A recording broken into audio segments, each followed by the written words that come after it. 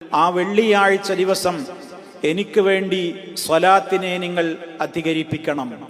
ഫഇന്ന സ്വലാത്തക്കും മഅറൂദത്തുൻ അലയ്യ, തീർച്ചയായും നിങ്ങൾ ചൊല്ലുന്ന സ്വലാത്ത് സലാമുകൾ അത് മഅറൂദത്തുൻ അലയ്യ, എനിക്ക് പ്രദർശിപ്പിക്കപ്പെടുന്ന ദിവസമാണ് വെള്ളിയാഴ്ച.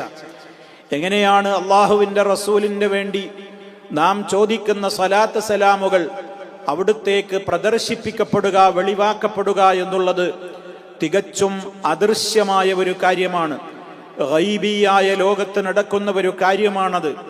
അതുകൊണ്ട് പ്രമാണങ്ങളിൽ വന്നിട്ടുണ്ടെങ്കിലല്ലാതെ അതിനെക്കുറിച്ച് അതിൻ്റെ രൂപങ്ങളോ ഭാവങ്ങളോ പറയുവാൻ നമുക്ക് സാധ്യമല്ല. ഏതായാലും ഈ ഒരു പ്രത്യേകത വെള്ളിയാഴ്ചയിലെ സ്വലാത്തിനുണ്ട്. അത് രാവും ചൊല്ലണം, പകലും ചൊല്ലണം, രണ്ടു നേരവും. അഥവാ പകൽ മാത്രമല്ല ആ സ്വലാത്തിന്റെ മഹത്വമുള്ളത്. അവിടുന്ന് പറഞ്ഞു, അനസ് റളിയല്ലാഹു അൻഹുവിൽ നിന്ന് ഉദ്ധരിക്കപ്പെടുന്ന ഹദീസിൽ കാണാം, അക്സിറു അലയ്യ സ്വലാഹ് യൗമൽ ജുമുഅ വലൈലത്തൽ ജുമുഅ മൻ സ്വല്ലാ ഫമൻ സ്വല്ലാ അലയ്യ സ്വലാത്തൻ സ്വല്ലല്ലാഹു അലൈഹി ബിഹാ അശറ.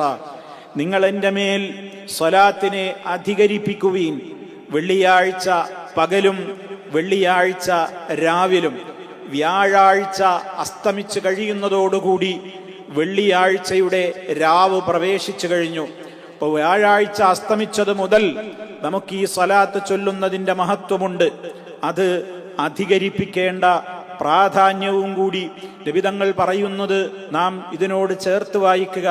ഫമൻ സ്വല്ലാ അലയ്യ സ്വലാത്തൻ, ആരെങ്കിലും എനിക്ക് വേണ്ടി ഒരു തവണ അള്ളാഹുവിനോട് സ്വലാത്തിനെ ചോദിച്ചാൽ സ്വല്ലല്ലാഹു അലൈഹി ബിഹാ അശറ, അള്ളാഹു അവന് അത് കാരണമായി 10 നന്മകൾ രേഖപ്പെടുത്തുന്നതാണ്, ഗുണം ചെയ്തു കൊടുക്കുന്നതാണ്, അനുഗ്രഹം ചൊരിയുന്നതാണ് എന്ന്.